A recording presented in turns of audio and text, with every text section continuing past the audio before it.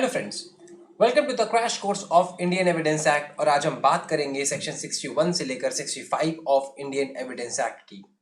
इसके पहले के सारे टॉपिक हम कवर कर चुके हैं, वो सारे वीडियोस अवेलेबल हैं हमारे चैनल पर, आप उनको जाके देख सकते हैं। साथ ही में अगर आपको इस लेक्चर के नोट्स चाहिए तो हमारा एक टेलीग्राम चैनल है फैक्टम प्रोपेंडम के नाम से, आप वहाँ जाके इसके नोट्स डाउनलोड कर सकते हैं। उसका लिंक हमारे डिस्क्रिप्शन बॉक्स में दिया हुआ है। आज का हमारा टॉपिक है 61 से 65 एविडेंस एक्ट का, जो कि डील करता है डॉक्यूमेंट्री एविडेंस से।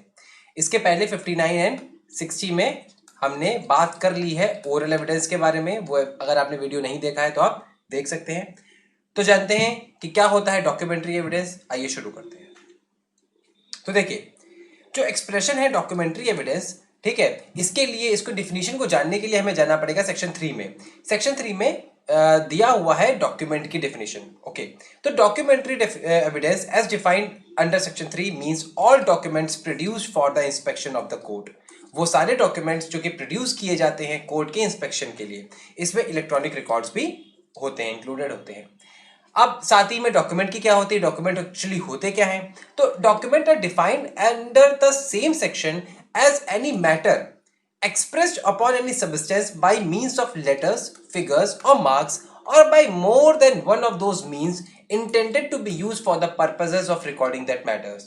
कहने का ये मतलब है कि अगर हम किसी सब्सटेंस पे, ठीक है, मान लो ये कोई सब्सटेंस है, इसके ऊपर by means of any letters, figures of marks कुछ लिखते हैं, कुछ इंस्क्राइब करते हैं, इस इंटेंशन से कि वो एक रिकॉर्ड हो जाए, वो एक रिकॉर्ड बन जाए, तो ये जो चीज है ये क्या कहलाएगी, ये कहलाएगी डॉक्यूमेंट। क्या कहलाएगी? डॉक्यूमेंट। ओके, अब एक केस था RM. Malkani versus state of Maharashtra. इसमें यह कहा गया था कि कोई अगर टेप है जिसमें ह्यूमन वॉइस रिकॉर्ड की गई है तो उसको भी हम डॉक्यूमेंट्री एविडेंस मानेंगे, वो भी एक तरीके का डॉक्यूमेंट माना जाएगा। अ tape in which a human voice is recorded. साथ ही एक केस था Dilip versus state of Kerala. Okay, इस केस में, ये 2019 का केस है, इसमें सुप्रीम कोर्ट ने कहा है कि कोई भी मेमोरी कार्ड जिसमें जो कंटेंट होगा, content of a memory card, उसको भी हम क्या मानेंगे? डॉक्यूमेंट ही मानेंगे। That will also be referred to as document, that will also be admitted as a document। तो हमने ये देख लिया कि डॉक्यूमेंट्री एविडेंस होता क्या है। अब हम बात करते हैं सेक्शन 61 की। सेक्शन 61 ये हमें बताता है कि how a particular document can be proved in a court. एक कोई पर्टिकुलर डॉक्यूमेंट है, उसको हम कोर्ट में प्रूव कैसे करेंगे। तो ये सेक्शन बहुत ही सिंपल सी बात कहता है, बहुत ही छोटी सी बात कहता है कि किसी भी डॉक्यूमेंट को प्रूव करने के दो तरीके हैं। ठीक है, proof of the document there are two ways. एक है प्राइमरी एविडेंस और एक है सेकेंडरी एविडेंस। अगर आपको किसी भी डॉक्यूमेंट को प्रूव करना है तो आप उसको प्रूव कर सकते हैं by the way of primary evidence, उसका प्राइमरी एविडेंस दे दें या आप उसका सेकेंडरी एविडेंस दे दें। अब ये प्राइमरी एविडेंस और ये सेकेंडरी एविडेंस होता क्या है, ये डिफाइन किया गया है सेक्शन 62 में। सेक्शन 62 में बेसिकली डिफाइन किया गया है what is primary evidence. Okay, तो जब हम सेक्शन 62 को पढ़ते हैं और देखते हैं तो ये कहा गया है कि प्राइमरी एविडेंस क्या है। तो सबसे पहला उसमें बताया गया कि ओरिजिनल डॉक्यूमेंट, कोई भी जो डॉक्यूमेंट है उसकी जो ओरिजिनल कॉपी होगी उसको हम बोलेंगे प्राइमरी एविडेंस। उस कंटेंट का, उस डॉक्यूमेंट के कंटेंट का वो क्या होगा? प्राइमरी एविडेंस होगा। Second, when a document is executed in several parts, each part is a primary evidence of the document. कोई डॉक्यूमेंट है जिसमें बहुत सारे पार्ट्स हैं, ओके, बहुत सारे पार्ट है, एक केवल पेज नहीं है, कई सारे पेजेस हैं और उसको उसके हर पेज पे साइन किया गया है। तो जो हर एक पेज होगा वो उस डॉक्यूमेंट का क्या होगा? प्राइमरी एविडेंस होगा। ओके, और वहां पे जहां पे document is executed in counter parts, then each counter part is a primary evidence against the party signing it. ठीक है, मान लो एक डॉक्यूमेंट है और ये एक और डॉक्यूमेंट है, इस डॉक्यूमेंट पे ए ने साइन किया, इस डॉक्यूमेंट पे बी ने साइन किया, ये दोनों आइडेंटिकल डॉक्यूमेंट्स है एक तरीके से, ये इसका काउंटर पार्ट है, ये इसका काउंटर पार्ट है। तो इस पे जब ए साइन कर रहा है तो ए के अगेंस्ट ये प्राइमरी एविडेंस होगा और इस पे जब बी साइन कर रहा है तो ये बी के अगेंस्ट प्राइमरी एविडेंस होगा। ओके, तो when a document is executed in counterpart, वो काउंटर पार्ट में जब उसको एग्जीक्यूट किया गया है तो each counter part is a primary evidence against the party signing it. जैसे for example in a cheque, the main cheque is signed by the drawer. जो मेन चेक होता है उसको कौन साइन करता है? जो ड्रॉ कर रहा होता है उस चेक को। तो वो जो चेक होगा that would be an primary evidence against him. Okay, और जो उसका काउंटर फॉइल होता है, उस चेक के साथ जो जुड़ा हुआ काउंटर फॉइल होता है, उसको साइन करता है पेई। तो अब ये जो काउंटर फॉइल हुआ वो that will be a primary evidence against the पेई. Okay. Next, when a number of documents are made by one uniform process, as for example printing, lithography or photography, each is a primary evidence of the content of the document. कोई भी document को एक uniform process से अगर बनाया गया है, एक बटन से उसको बनाया गया है, एक मान लीजिए कोई एक आपको कॉपी निकालनी है, आपने एक बटन दबाया और 100 कॉपियां निकल आई, तो वो जो 100 की 100 कॉपियां होंगी वो क्या होंगी, उस कंटेंट का प्राइमरी एविडेंस होंगी. ओके. तो प्राइमरी एविडेंस एक तरीके से आप नाम से समझ सकते हैं कि वो प्राइमरी इन नेचर है. ठीक है, वो प्राइमरी है. Now the section is based on the principal that the best evidence in the possession of the party must be produced. Party के पोजेशन में जो बेस्ट एविडेंस है वही हमेशा आना चाहिए. ठीक है, कोर्ट में. एंड जनरली स्पीकिंग अगर हम नॉर्मल टर्म से बात करें तो किसी भी डॉक्यूमेंट के कंटेंट को प्रूव करने के लिए उसको अगर हम ओरिजिनल डॉक्यूमेंट ले आए तो सबसे अच्छी बात होगी. Okay. The contents of every written paper are, according to the ordinary and well-established rule of evidence, to be proved by the paper itself and by that alone of the paper being existent. कहने का ये मतलब है अगर कोई paper के content को prove करना है तो इस पेपर को ही ले आओ ना. ठीक है, इस पेपर को ही अगर हम ले आते हैं तो ये क्या होगा, बेस्ट एविडेंस होगा. और ये इसके कंटेंट को प्रूव करने के लिए क्या होगा, ये प्राइमरी एविडेंस होगा. ओके. चलिए आगे बात करते हैं हम सेकेंडरी एविडेंस की. तो जो सेकेंडरी एविडेंस है वो हमारा डिफाइंड है सेक्शन 63 में. ओके. सेकेंडरी एविडेंस नाम से ही समझ में आ रहा है कि ये सेकेंड इन नेचर होगा, सेकेंडरी होगा. ओके. तो क्या होते हैं सेकेंडरी एविडेंस, किन किन चीजों को सेकेंडरी एविडेंस माना गया है. तो सबसे पहले तो certified copies of the original document. किसी भी डॉक्यूमेंट की कोई अगर सर्टिफाइड कॉपी है तो उसको हम क्या बोलेंगे, ओरिजिनल. उसको बोलेंगे हम सेकेंडरी एविडेंस उस ओरिजिनल डॉक्यूमेंट का. ठीक. Second, copies which are made from the original by mechanical process. कहने का मतलब है एक अगर डॉक्यूमेंट है, इसकी आपने फोटोस्टेट करा ली, तो जो फोटोस्टेट वाली जो कॉपी होगी उसको जब हम इससे कंपेयर करेंगे तो वो क्या बन जाएगी, इसके कंटेंट का सेकेंडरी एविडेंस बन जाएगी. क्या बन जाएगी, सेकेंडरी एविडेंस बन जाएगी. कॉपीज मेड फ्रॉम और कंपेयर्ड विद ओरिजिनल.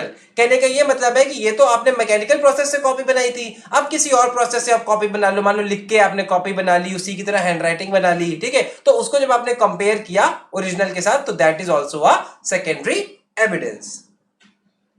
उसके बाद counter part of a document is a secondary evidence against the party who did not sign it. अभी हमने जब चेक वाली बात बताई थी तो हमने बताया था कि जो चेक साइन करता है, ठीक है, ड्रॉर, तो ये चेक ड्रॉर की अगेंस्ट क्या हुआ, प्राइमरी एविडेंस बन गया. लेकिन ये जो पेई है, ये पेई के अगेंस्ट क्या बनेगा, ये सेकेंडरी एविडेंस बनेगा. For example, a cheque is a secondary evidence against the payee as he only receives it but not signs it, but the counterfoil which he signs is the primary evidence against him. तो जो primary evidence है एक दूसरे के against, ठीक है, वो opposite party की अगेंस्ट सेकेंडरी एविडेंस हो जाएगा इस केस में. ओके. अगला क्या है, oral account of the contents of the document given by a person who himself has seen the document. ना अब ये चीज एक थोड़ी सी अलग है. क्या है कि मान लो कोई डॉक्यूमेंट है, इसको ए ने देखा, इसको ए ने पूरा पढ़ा. अब ए जो है क्या कर सकता है, इसके जो कंटेंट है उसका वो एविडेंस दे सकता है बाय ओरल एविडेंस ऑल्सो. और ये जो ओरल एविडेंस होगा इसको हम क्या बोलेंगे, सेकेंडरी एविडेंस. ओके. तो हमने ये देख लिया कि किन किन चीजों को हम सेकेंडरी एविडेंस बोल सकते हैं. तो अच्छा ठीक है, अब आगे बढ़ते हैं, आगे आते हैं और सेक्शन 64 में आते हैं. सेक्शन 64 ये कहता है कि a document must always be proved bye its primary evidence accept in the cases mentioned under section 65. तो कहने का ये मतलब है कि अगर हम किसी डॉक्यूमेंट को सेक्शन हमने जब पहले पढ़ा था 61 पढ़ा था, तो 61 में ये कहा गया था कि किसी डॉक्यूमेंट को अगर प्रूव करना है तो उसका चाहे प्राइमरी एविडेंस ले आओ चाहे उसका सेकेंडरी एविडेंस ले आओ. लेकिन यहीं पे 64 एक ये बात कह देता है कि पहले प्राइमरी लेके आओ, पहले तो प्राइमरी एविडेंस ही चाहिए. अगर ये प्राइमरी एविडेंस नहीं मिल पा रहा है तो हमने 65 में कुछ कंडीशंस बता दी हैं, केवल उन्हीं कंडीशंस में हम सेकेंडरी एविडेंस लेंगे, वरना हर कंडीशन में मुझे क्या चाहिए, मुझे प्राइमरी एविडेंस ही चाहिए. केवल और केवल जो 65 में सेक्शन 65 में कंडीशंस मेंशन्ड है, केवल और केवल उनमें हम सेकेंडरी एविडेंस लेंगे, अदरवाइज प्राइमरी एविडेंस ही चाहिए. तो वो कौन कौन सी कंडीशंस हैं, तो इसके लिए सेक्शन 65 कहता है कि when the original is shown or appears to be in the possession or power of the person against whom the document is sought to be proved. A prove करना चाह रहा है उस डॉक्यूमेंट को, लेकिन वो है बी के पोजेशन में, तो अब बेचारा ए क्या करेगा, तो ए के पास अगर उसका कोई सेकेंडरी डॉक्यूमेंट है तो सेकेंडरी एविडेंस उसका दे सकता है, ठीक है। or of any person out of reach or not subject to the process of the court or of any person not legally bound to produce it and when after the notice mentioned in section 60 does not produce it, sorry legally bound to produce it, लेकिन जो है 66 की notice के बाद भी वह produce नहीं करता है। तो जब ए के पास उसके एक्सेस ही नहीं है, ए के पास ऐसे डॉक्यूमेंट का एक्सेस ही नहीं है, तो वहां पे वो क्या करेगा, सेकेंडरी एविडेंस दे पाएगा। दूसरा, when the existence, condition or contents of the original have been proved to be admitted in writing by the person against whom it is proved or by his representative interest। अब B पहले से ही prove कर चुका है उस document को, पहले से ही सबमिट कर चुका है उस डॉक्यूमेंट को। अब जब ये सबमिट कर चुका है उस डॉक्यूमेंट को, तो अब एक कोई दिक्कत नहीं है, यहां पे ए जो है उस डॉक्यूमेंट का सेकेंडरी एविडेंस दे सकता है। ओके। तीसरी, जब ओरिजिनल खो गया हो, जब डिस्ट्रॉय हो गया है या लॉस्ट हो गया है, ठीक है, तो उस केस में जो है सेकेंडरी एविडेंस दिया जा सकता है। When original is of such nature as it is not easily movable, वो मूवेबल नहीं है, ऐसे नेचर का है वो, क्या कहते हैं, ओरिजिनल डॉक्यूमेंट, तो उसका सेकेंडरी एविडेंस दे सकते हैं। When original is a public document within meaning of section 74, original document है वो पब्लिक डॉक्यूमेंट है सेक्शन 74 के मीनिंग में। सेक्शन 74 अगर अगले में हम सेक्शन 74 पढ़ेंगे तो वहां पे जानेंगे कि पब्लिक डॉक्यूमेंट क्या होता है और प्राइवेट डॉक्यूमेंट क्या होता है। तो अगर कोई डॉक्यूमेंट पब्लिक डॉक्यूमेंट है तो उसका आप सेकेंडरी एविडेंस दे सकते हैं। और when the original is a document of which a certified copy is permitted by this act or by any other law in force in India to be given in evidence, किसी की अगर certified copy आप देने के permit कर रहा है आपको ये एक्ट, तो आप उसकी कॉपी दे सकते हैं as a secondary evidence. Last, when the originals consist of numerous accounts or other documents which cannot conveniently be examined in court and the fact to be proved is a general result of the whole collection, आप उसका general result भी दे सकते हैं as a secondary evidence. अब देखिए, cases ए, सी और D में any secondary evidence of the content of the document is admissible, ठीक है, कोई भी सेकेंडरी एविडेंस चलेगा, ठीक है। इन केस बी वाले केस की अगर हम बात करें, जो सेकंड पॉइंट है उसकी अगर हम बात करें, आप जो है एक बार बेरेक खोल लीजिएगा, बेरेक खोल के जो है देख लीजिएगा ACDB क्या है, ठीक है, मैं बता नहीं रहा हूं, मैं पीछे स्लाइड्स में जा नहीं रहा हूं वापस, ठीक है। तो बी केस की अगर हम बात करेंगे तो the written admission is admissible, केवल उसका रिटन एडमिशन ही एडमिसिबल होगा। ई और एफ की अगर हम बात करेंगे तो केवल certified copy of the document he admissible होगी और किसी तरीके का सेकेंडरी एविडेंस एडमिसिबल नहीं होगा। और अगर हम केस जी की बात करेंगे, लास्ट वाले पॉइंट की बात करेंगे, तो एविडेंस में be given as to the general result of the document by any person who has examined them and who is skilled in the examination of such document. कोई बहुत ही बड़ा डॉक्यूमेंट है, कोई बहुत ही कठिन डॉक्यूमेंट है, ठीक है, और इसको एग्जामिन नहीं किया जा सकता है कोर्ट में, तो ऐसा आप डॉक्यूमेंट सेकेंडरी एविडेंस बना दो जिसका इसमें सार आ गया, मतलब कि एक तरीके से जिस्ट आ गया इसमें, ठीक है, तो जिस्ट को हम as a secondary evidence court admit कर लेगा। ओके, तो आज हमने क्या पढ़ा, आज हमने पढ़ा सेक्शन 61 से लेकर 65 ऑफ इंडियन एविडेंस एक्ट। इसको हमने पूरी तरीके से समझ लिया है, सारे इंपॉर्टेंट एस्पेक्ट्स को हमने देख लिया है, कब एडमिसिबल होगा सेकेंडरी एविडेंस, कब एडमिसिबल नहीं होगा, डॉक्यूमेंट को हम प्राइमरी से एडमिट कर सकते हैं, सेकेंडरी एविडेंस से एडमिट कर सकते हैं, ये सारी बातें हमने देखी हैं। अगली बार जब हम आपसे मिलेंगे तो बात करेंगे पब्लिक डॉक्यूमेंट की और प्राइवेट डॉक्यूमेंट की, ये क्या होते हैं इनके बारे में हम जानेंगे। अगर आपको लॉ फील्ड से रिलेटेड कोई और इन्फॉर्मेशन चाहिए तो आप इस ऐप को डाउनलोड कर सकते हैं, लॉ समझो मेकिंग लॉ इजी। इस ऐप में आपको बहुत सारे लॉ से रिलेटेड आर्टिकल्स मिलेंगे और रीसेंट केसेस का क्रिटिकल एनालिसिस भी मिलेगा। अगली बार जब हम मिलेंगे तब तक के लिए thank you and happy learning. मैं आपको एक बार बता दूं कि अगर आपने अभी तक इस चैनल को सब्सक्राइब नहीं किया है तो सब्सक्राइब कर लीजिए, मैं ये रेगुलरली वीडियोस ऐसी बनाता रहता हूं।